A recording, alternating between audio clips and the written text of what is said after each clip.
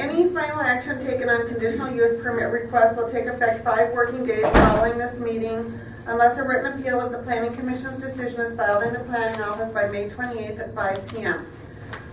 In the event of an appeal, the decision will be referred to the County Commission for a hearing on June 18th at 9:15 a.m. Meetings of the County Commission are held in this same room. I was just going to let you know that initially we were going to meet as the Zoning Board of Adjustment. So if you're here regarding the variance for course in South Dakota, we've deferred that until next month because we don't have enough members on the Planning Commission here. So that's not going to be discussed tonight if that was the reason you were here. At this time, the Planning Commission will consider the consent agenda. The minutes from the March 25th meeting are included as part of the consent agenda. Are there any objections from the Planning Commission to any item listed on the consent agenda? I would like to review number 7. Okay. Just for other pictures. Anything else? All right, now I'm going to read each item on the consent agenda, and if any member of the audience objects to any of these items, raise your hand and the item will be moved to the regular agenda, and then you'll be allowed to discuss, address the commission later in the meeting. The first item is the approval of minutes from April 22nd.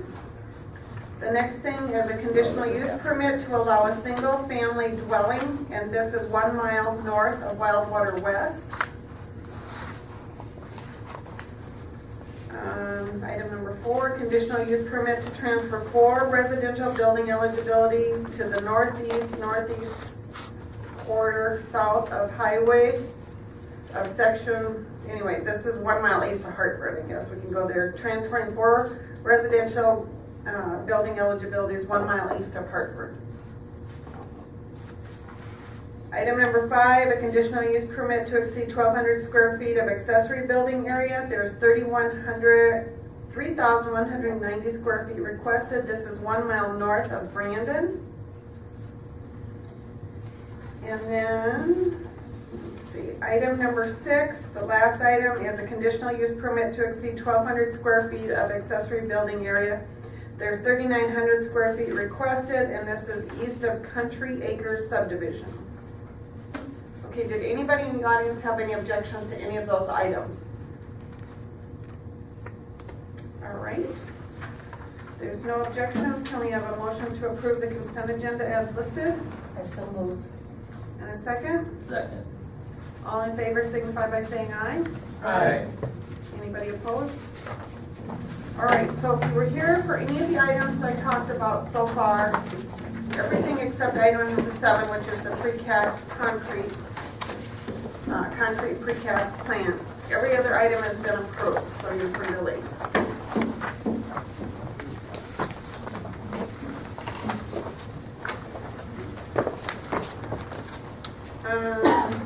Now we'll have to have a motion to approve the regular agenda. So moved. Second. All in favor, signify by saying aye. Aye. All right, we'll let Pat tell us about the concrete plant. Hello Commissioners, Pat Herman for County Planning, and the petitioner is here, Carl Carlson. The only one left here in the audience tonight. So I won't brief you at where this is. I think we're all familiar with the area here at the south of the Buffalo Ridge there. Mr. Carlson has applied to a conditional use permit for a precast concrete plant, which is basically where you cast the product in concrete at the site, and then you would transport it to the area where it is needed. We have a submitted site plan.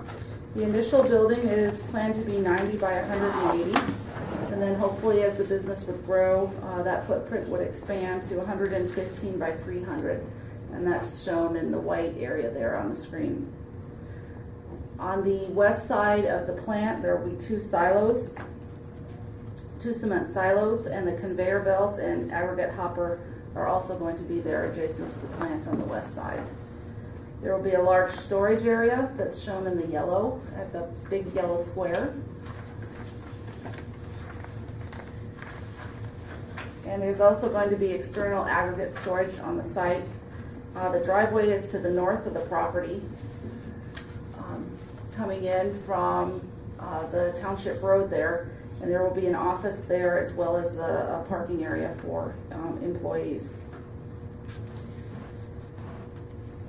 This area has been zoned for industrial use, which this plant requires.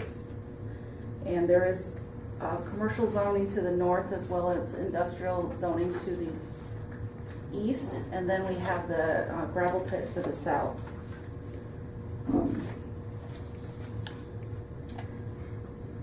So the requested hours of operation for this plant are from 6 a.m. to 9 p.m. Monday through Saturday. We're going to recommend that the Saturday hours would end at 6 p.m. as there are some residential uses in the area to the northeast and then to the southwest. The petitioner has his access coming from 466th Avenue, and he's placed it as far north as possible. So there's limited traffic going to the north to access Highway 38. They have the recommended 6 parking spaces that are required for the office. And then there's plenty of room on this land for any offloading or parking of trucks and their entering and exiting. Of course, a concrete plant will have some nuisances just by right of what it is. But then again, we do have mining in this area, and it shouldn't be any more intrusive than that use. Any lighting would have to be the shoebox design so that it goes down onto the property and doesn't glare off the site. So we are recommending approval of the request with 12 conditions. I will go ahead and read those. The first is that the conditional use permit is for the concrete precast plant and the use is accessory to that plant. That it adhere to the submitted site plan dated April 22nd, 2013. 3, that all lights be of a shoebox design directing light downward onto the property. 4, that the hours of operation be Monday through Friday, 6 a.m. to 9 p.m., Saturday from 6 a.m. to 6 p.m. 5, that the plant not be operational until the final approval is given by the building inspector. 6, that 6 off-street parking spaces be provided and that 1 parking space shall meet the 2010 ADA standards. 7, that all on-site wastewater systems shall be in compliance with our zoning ordinance or our septic ordinance. 8, that all natural drainage shall be maintained and erosion control measures be implemented on all disturbed areas. 9, that the business operator have the South Dakota tax license. 10, that all setbacks conform to the requirements of Article 7, the I-1 Light Industrial District. 11, that the signs also conform to requirements of the zoning ordinance. And 12, that a building permit would be obtained before construction. And I'd be happy to answer any questions or for specific to how the plant runs. Carl is here can explain that. Any questions for Pat? I have one that's kind of this is an area, of course, where that road is quite an issue. Yes. Okay, so that's coming off a paved road, so is that driveway in paved then? I did not require it because this is a township road, which the township didn't even want paved, so I didn't require it, given that the pavement requirement falls only on the mining company. So Carl and I did talk about that, and I guess if that gravel company has some issues that they can work that out between them if they feel he needs to help support My paying thought for is that. But they may have some issues, since you're going to be putting a lot of heavy trucks Yeah. on the road that they're responsible Right. for. The other reason I didn't require it is that the driveway down into the mine pit is not paved Okay. either. The other question I can ask him when he gets up here was just, so why is the aggregate storage behind instead of out front by the road, I guess out of sight more? that's for Carl to Yeah, I'll- answer on that one. Okay, thank you. Carl, can you come forward? State your name and address, please. I'm Carl Carlson. I live at 2208 West Black Rock Circle in Sioux Falls. I can answer your question about the aggregate storage. Most of the aggregate bins will be inside the building, but outside there'll be a hopper that either loaders or trucks will dump into, and then from that hopper the aggregates will go up a conveyor belt into the building, and then they'll go into aggregate bins inside. And typically precast plants will have additional aggregate storage outside to make sure that if you're running low inside, you can use a payloader to pick up aggregates and dump it into the conveyor. So the reason it's on that side is it needs to be close to where your hopper is located for dumping into, because it's just used more so for if you need some quick tonnage to fill up the bins while you're waiting for another truck or something like Are that. those like a bunker? Yeah. That's what Yep, that yep, is? Okay. yep. So they're accessible by a payloader. Payloader would pick it up, back up, drive forward, and dump into the hopper. Yeah, that was the only question. Okay. Would be Okay. Out of sight. About how many trucks a day would go in and out of this, I don't know, did it say? No. Hopefully a lot. You don't know. You know what, you can haul about 20 tons of material on a truck, and hopefully, you know, initially I'd hope to produce 6,000 to 8,000 ton of material a year in a 6-month window, and hopefully we'd get up to over 20,000 ton a year. So I haven't done that math on my trucks, that figures out to be per day, but. So it's a precast, just things like gauges are doing now, that type of thing? It'd be like septic tanks, concrete. that type- Well, it'd be like concrete pipe, hopefully, and manholes and box culvert. That's what we intend to do. But we may, you know, find some other product lines that are beneficial. But I don't know anything about building a building, so the gauge thing is kind of, I'm not going to mess with that. But we do road work and have a good understanding of concrete pipe and manholes and box culverts. So that's in all likelihood where our focus will be. Currently, the two companies that specialize in that in South Dakota are both Minnesota-owned companies. So all that money leaves our state. Every month it goes to Minnesota. And it's Is a that lot. profitable? Is that Hancock now, used to be Hanson or one Right up there? there, yep. Hancock and then Cretex in Mitchell. So. So that's the type of product Mhm. that you're doing, okay. Any other questions for Carl?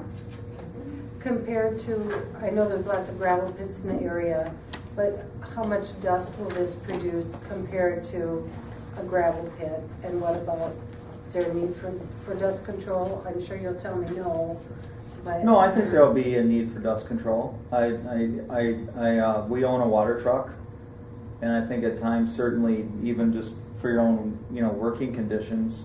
I'm not saying when it's 95 degrees for 3 days in a row in August, things might not get a little, but yeah, you're going to want to put water out to keep the dust down. And at the same time, I'll say that, you know, Gage was mentioned. They're right in the middle of Sioux Falls, and you can go south or north of there, and dust just blows forever. So or up at Hancock, both of those plants are right in the city limits. And we will be located next to a gravel pit where there are, you know, several acres of open ground with exposed aggregate, you know, that is open to the wind. So I promise we'll do our best to keep that down. But I don't think, you know, I don't think it'll have the negative impact that the plants in town have on their surroundings. Excuse me, wasn't this originally planned further east on this land? No, but they zoned the whole property further east, Because I yeah. remember the folks who lived east of there were. Yeah. Okay. I drove around for almost a year before a friend of mine showed me this land, and he knew the landowners, and that's how I got to buy this. But there really is nowhere, as far as I'm concerned, that you can go and buy an affordable piece of land that you can, you know, get industrial zoning on and have utilities to and be able to work on. So I thought it was, and it's got good access to the interstate. I'm not by anybody. I mean, I know there's a house. What is it? Maybe a 4 miles quarter. south. Yeah, to the. Rural. Mhm. But other than that, it's one of the most remote locations I found. So that was part of my thinking. I mean, I really didn't want to be by anybody. I didn't want to, you know, impact anybody negatively. So, and as far as the hours go, I just put in the most I could possibly think of. I don't think we'll ever work, you know, till 9 o'clock on Saturday. I don't think that'll ever 6 p.m. I don't think that'll ever happen. So. Well, I think the fact that no one is here to contest, like you said. it Well, I was- did have a question about that. Did people know? Yes. Yes, if you remember, people came when we had the rezoning, and There were lots they of knew people. what was going to be coming, and same people were notified, and Okay. nobody even called in this time, so. Okay, Okay, thanks, Carl. thank you. Thank you. That's all. All right. I'll move approval Okay, we have a motion. with conditions. Second. Okay, all in favor, or do we need to discuss, or all in favor, signify by saying aye? Aye. Anybody opposed? All right. Your conditional use has been approved. Thanks a lot. Thank you. All right. Ryan, are you up? I just have a couple quick things for you. Again, our next meeting for the Vision 2035 is June 13th at 3:30 here in this room. So if you'd like to attend, feel free. We'll be here at 3:30. We are just going to be reviewing some additional chapters as we move forward with this process.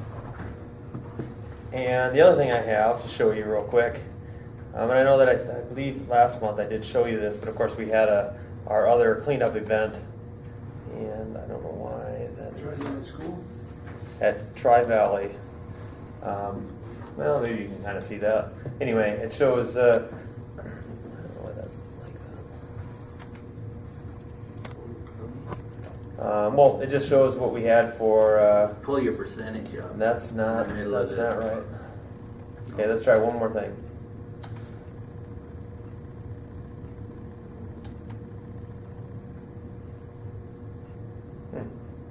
Well, it does not show spring of 2013 on there.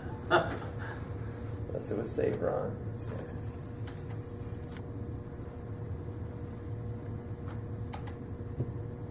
Well, I have it right in front of me, so I'll just tell you. I'll just tell you what it is. It looks just like that, but it isn't pulling up. We had just about 35 tons that we had taken in for that cleanup at Tri-Valley. We had about 18 tons of household debris. We had just over 11 tons of iron metal appliances, and we had about 5.5 tons of tires that we had taken. So it was cold, and it was somewhat rainy and sleeting and almost snowing, but we still got about 35 tons of material collected for that one event we did, and we invited about 750 residents or residential property owners. So we figured it was still a success. If it would have been a little bit nicer out, and even in the weeks previous, that they would have had time to maybe get their things together, might have been helpful. But that's the way it goes sometimes. So. Did you have pictures? I don't. I just thought I'd show you this part. I can bring some of them You don't have to. next time Usually too. you do. But I just wait. when we have it all completed, because we have till the end of June to use any of our funds, and I'm sure the way it's going, I don't think that we have about $4,000 left. But it's hard to do a big event with just $4,000. So that's all I have. Well, that's all, folks. I got two quick things. Okay, yeah.